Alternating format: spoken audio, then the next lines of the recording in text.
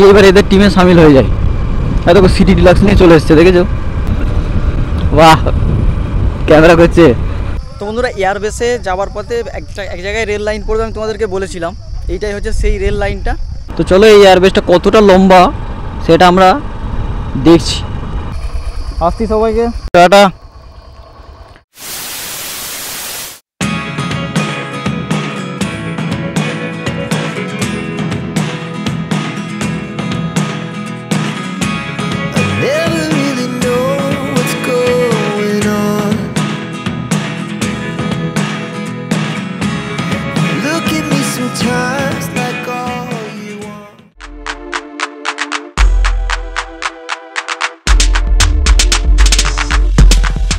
তো বন্ধুরা, ভিডিও শুরু করার আগে তোমাদের কাছে একটা রিকোয়েস্ট, যদি তোমরা আমার ভিডিও নতুন হও তো আমার চ্যানেলটিকে সাবস্ক্রাইব করো, এবং যদি ভিডিওটি ভালো লাগে তো একটি লাইক করো। তো চলো শুরু করা যাক আজকের ভিডিও।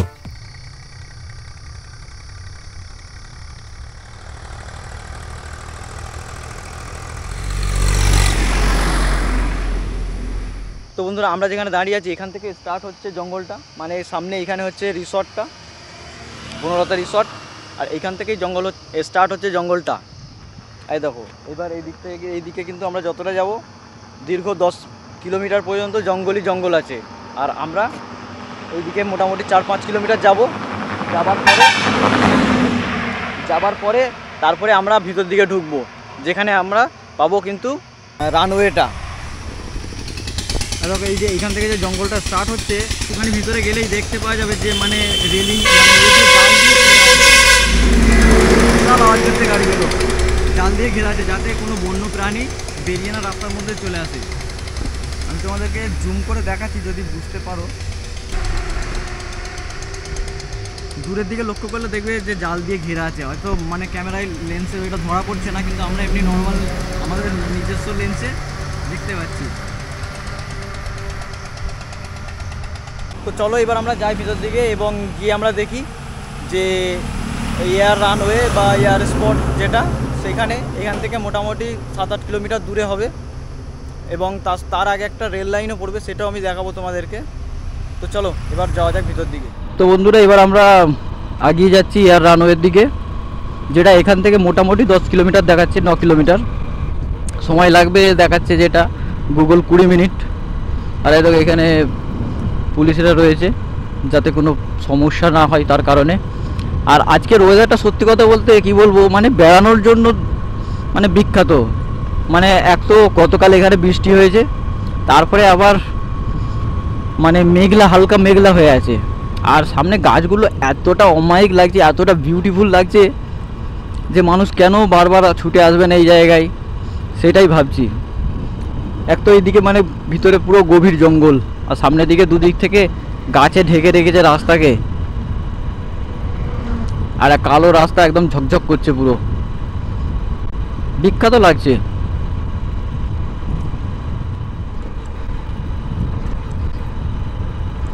আর মাঝে মাঝে এরকম ব্রেকার আছে এই রাস্তাটার মধ্যে।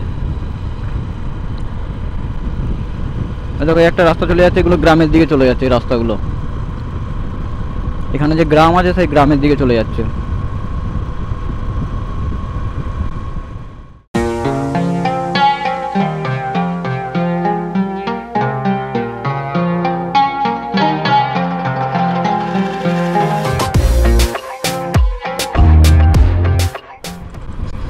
এই হচ্ছে জয়পুর জঙ্গল, যেটা বাঁকুড়ার প্রাণ বলা যেতে পারে, কারণ এইখান থেকেই প্রচুর প্রচুর প্রচুর পরিমাণের অক্সিজেন আমাদেরকে দিচ্ছে, আমাদেরকে দান করছে।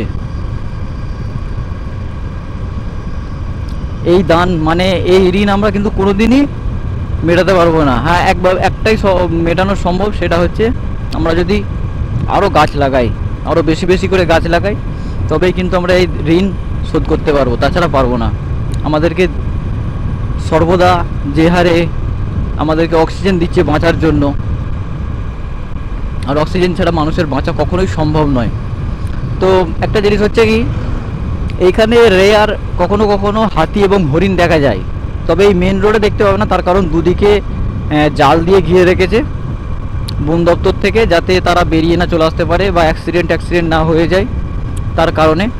এবং কোনো মানুষের কোনো প্রাণহানিও যাতে না হয় তার কারণে কিন্তু ঘিরে রেখেছে বন দপ্তর।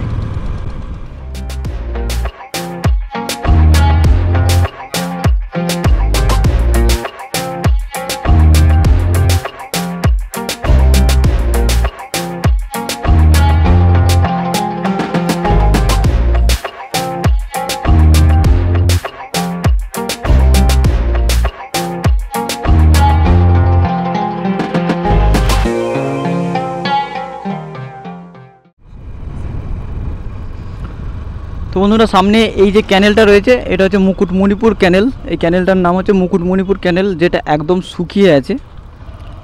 আর এখানে একটা পুলিশ ক্যাম্পও রয়েছে। আর এই রাস্তাটা চলে যাচ্ছে কিন্তু একদম এয়ার রানওয়ে, ব্রিটিশের তৈরি এয়ার রানওয়ে। আর এই রাস্তাটা আগে কাঁচা ছিল, খুবই খারাপ পরিস্থিতি ছিল এই রাস্তাটার। এখন এই রাস্তাটা পিচ করে দিয়েছে, কারণ এখানে প্রচুর প্রচুর পরিমাণে পর্যটক আসে এই জায়গাগুলো ঘুরতে বেড়াতে। আর বিশেষ করে এরকম পরিবেশ পেলে তো মানে বিশাল ব্যাপার। এই যে ক্যানেলটা যাচ্ছে, এই ক্যানেলের গা দিয়ে এই রাস্তাটা পুরোপুরি যাচ্ছে।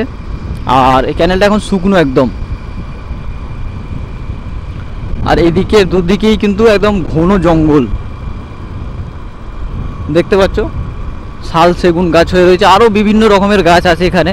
ওই দেখো আগে অনেকগুলো বাইক নিয়ে যাচ্ছে ওরাও মনে হয় ওইখানেই যাবে, ওই রানওয়েতেই যাবে। তো চলো আমরা গিয়ে এবার এদের টিমে সামিল হয়ে যাই। দেখো সিটি ডিলাক্স নিয়ে চলে এসছে, দেখেছো 100cc সিটি ডিলাক্স নিয়ে, আমাদের মতন জসিলা আর কি। যা আছে নিজে সেই নিয়েই বেরোবে, এটাই তো ঠিক। বাহ, ক্যামেরা করছে, ক্যামেরা করার জন্য টিমের গ্রুপের। বাহ,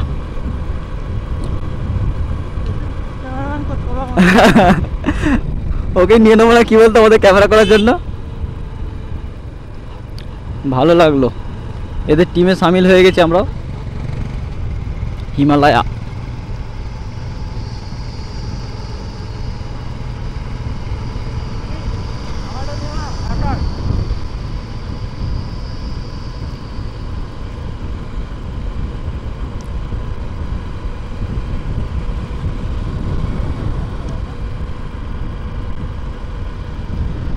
আমরা সিঙ্গেল এসেছি, বাট এখন এদের টিম মেম্বার হয়ে গেছি।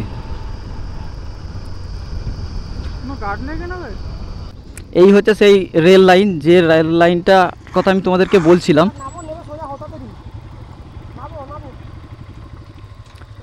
তো চলো এই রেল লাইনটা আমি তোমাদেরকে একটু দেখ। বন্ধুরা, এয়ারবেসে যাওয়ার পথে এক জায়গায় রেল লাইন পড়বে, আমি তোমাদেরকে বলেছিলাম। এইটাই হচ্ছে সেই রেল লাইনটা। আর দেখো পিছনে দেখতে পাচ্ছ, এই হচ্ছে রেল লাইন। অ্যাকচুয়ালি এই রেল লাইনটা কিন্তু বিষ্ণুপুর থেকে যে আমাদের তারকেশ্বর লাইনে যোগ হবে, এইটাই হচ্ছে সেই লাইনটা। মাঝখানে লাইন নেই, এইখানে কিছু জায়গায় লাইন হয়ে আছে, যেসব জায়গাগুলো কিছু কিছু জায়গায় হয়ে আছে, তার মধ্যে এই জায়গাটাতে হয়ে আছে। আর এইটাই কিন্তু ওই তারকেশ্বরের সঙ্গে যোগ হবে ইন ফিউচার, যেটা আমি শুনেছি এবং ম্যাপেও দেখছিলাম। আর ওখানে একটা ব্রিজ করা রয়েছে সুন্দর, তার সাথে এইখানে একটা রয়েছে ওয়াচ টাওয়ার। আর যদিও টাওয়ারটা এখন বন্ধ রয়েছে, ও দেখতে পাচ্ছ তালা মারা রয়েছে, তাই আমরা ওয়াচ টাওয়ারটায় উঠতে পারবো না। নাহলে ওয়াচ টাওয়ারের উপরে উঠলে পুরো জঙ্গলটা দেখা যেত। কিন্তু ওই যে দেখার জন্যই অ্যাকচুয়ালি ওয়াচ টাওয়ারটা করেছে, বা বন দপ্তরে নিজেদের কোনো কিছু ইয়ের জন্য, পর্যবেক্ষণের জন্য করেছে হয়তো, যা কিছু হতে পারে। আর এই হচ্ছে সেই রেল লাইন। আর সামনে ওইটা হচ্ছে ক্যানেলটা, ক্যানেলের ওপর ব্রিজ হয়ে আছে। তো চলো আমরা ব্রিজটার উপরে যাই, গিয়ে 2-4টে ছবি তুলে নিই। এরাও সব এসেছে কলকাতা থেকে, মানে আমাদের থেকেও দূর থেকে এসেছে এরা। আমরা তো কাছ থেকে এসেছি ধরতে গেলে 100 কিলোমিটার, ওদের প্রায় কম বেশি 200 কিলোমিটার কাছাকাছি রাস্তা। ওরা কলকাতা থেকে এসেছে, তো ওদের সঙ্গে টিমে অ্যাড হয়ে গেছি আমরাও, ভালোই লাগছে।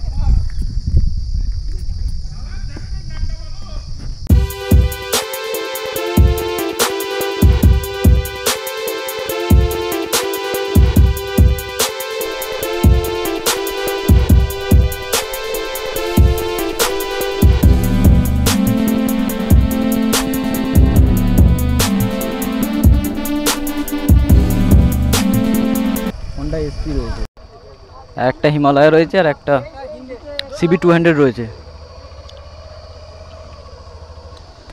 আমরা বাকিটা যেটা এলাম রেল লাইনের আগে পর্যন্ত, ওদিকটা কিন্তু পাকা রাস্তা ছিল, আর এখান থেকে এবার কাঁচা রাস্তা। আমরা এয়ারবেস পর্যন্ত যতটা যাব কিন্তু পুরোটা এইরকম বাঁকুড়া মাটির রাস্তা, আর ওর নিজের মাটি, তাই তো? ওর নিজের মাটি বাঁকুড়া ওর নিজের মাটির রাস্তাতে রাস্তা করেছে।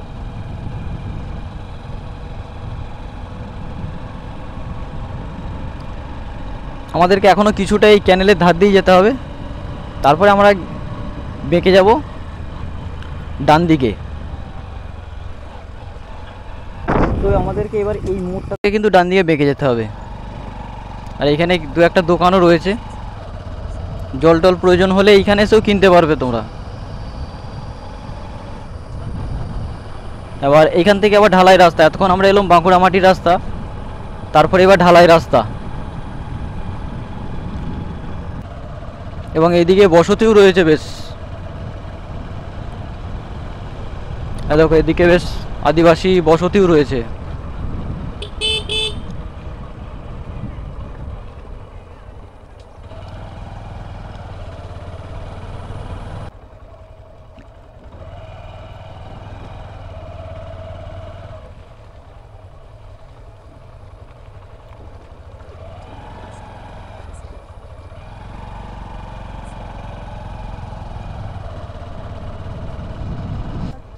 এ কি অবস্থা, কাদা হয়ে আছে যে।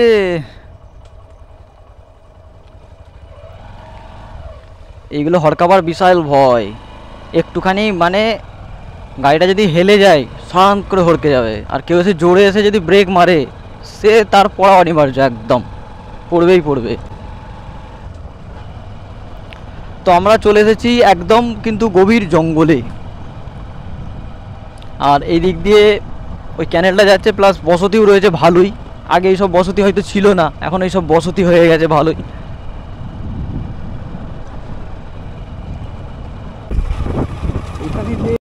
কংক্রিট যে রোড হয়ে আছে, এই রোডগুলো কিন্তু অনেক পুরানো রোড, এবং কিছু কিছু জায়গায় অনেক চওড়া চওড়া ঢালাই, কিছু কিছু জায়গায় আবার গর্ত হয়ে আছে।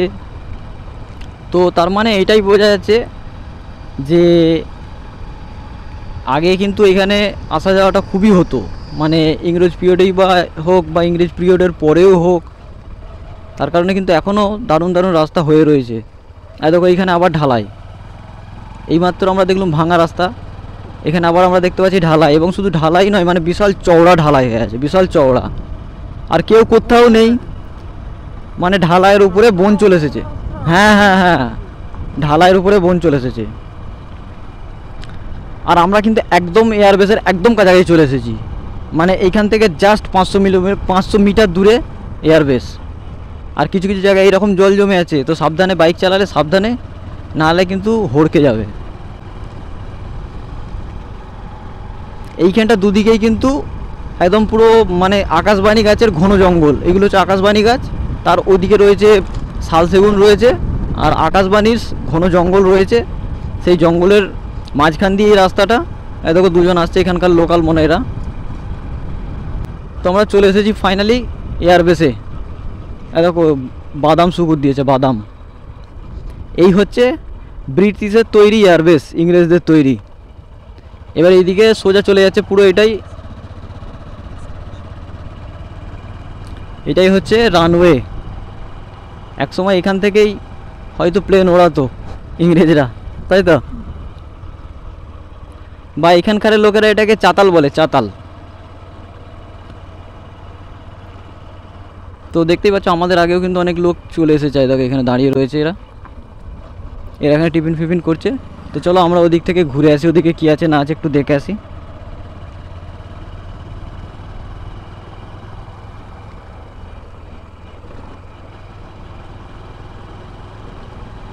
এটা প্রায় 2 থেকে 3 কিলোমিটার লম্বা এই এয়ারবেসটা, আর বেশিরভাগটাই কিন্তু বনে গ্রাস করে নিয়েছে এয়ারবেসের উপরে।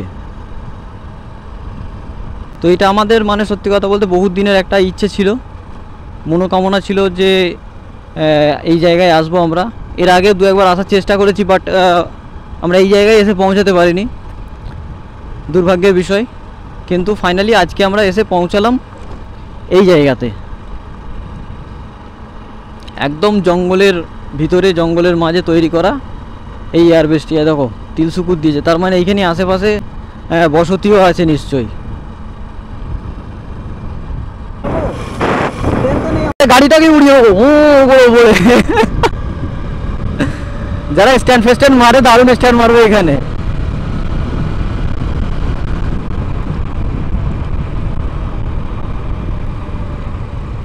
তো এর এন্ডিং পয়েন্টটা কোনখানে আমরা চলো গিয়ে দেখি।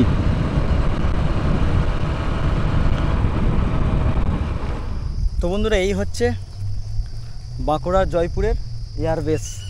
ওই চাবিটা আছে, মোটরসাইকেলের চাবিটা আছে। তো এই হচ্ছে বাঁকুড়ার জয়পুরের এয়ারবেস, যেটা এখানকার খুবই ফেমাস এয়ারবেস। এইটাকে দেখার জন্য বহুত মানুষ কিন্তু প্রত্যেক দিনই আসে, বিশেষ করে এই ছুটির দিনগুলোয় কিন্তু প্রচুর মানুষ আসে। বিশাল একটা এরিয়া, বিশাল একটা লম্বা, আর এটা পুরোটাই কিন্তু ঢালাই দেওয়া, কংক্রিটের ঢালাই দেওয়া, দেখতে পাচ্ছ। মানে কংক্রিটের বলতে দেখো সেই পাথরের, বালিতে যে পাথরগুলো পাওয়া যায় সেরকম টাইপের পাথরের। রে বাবু কোথায় বাড়ি তোর? আর এখানে ইয়ামাহা কোম্পানির একটা মনে হচ্ছে কোনো প্রোগ্রাম চলছে, ওই জন্য ইয়ামাহার অনেক বাইক এসেছে। কি নাম তোর? শরীফ বায়েন। শরীফ বায়েন। শরীফ বায়েন। এবং চতুর্দিকে জঙ্গল হয়ে আছে, ঘন জঙ্গল, বিভিন্ন রকম গাছের, তার মাঝে তৈরি হয়ে রয়েছে এই বেসটা। দারুণ লাগছে। তো বন্ধুরা আমরা দেখতে পাচ্ছ এখানে বসে রয়েছি, এই যে কাপড় বিছিয়ে একদম। তবে আজকে খুব গরম আছে, প্রচুর মশা এখানটায়, জামা খুলে ফেলেছি, প্রচুর গরম হচ্ছে। দেখো এখানে আমাদের বাইক রেখে দিচ্ছি, তার পাশে আর একটা সাইকেল রয়েছে, মানে এখানে লোকজনও আছে, কাঠফাট কুটোচ্ছে দেখতে পাচ্ছি। আর এখানটা চারিদিকে কিন্তু জঙ্গল। দেখো বন্ধুরা এরা হচ্ছে এখানকার লোকাল। আসছি সবাইকে, টাটা, আবার এলে আবার দেখা হবে।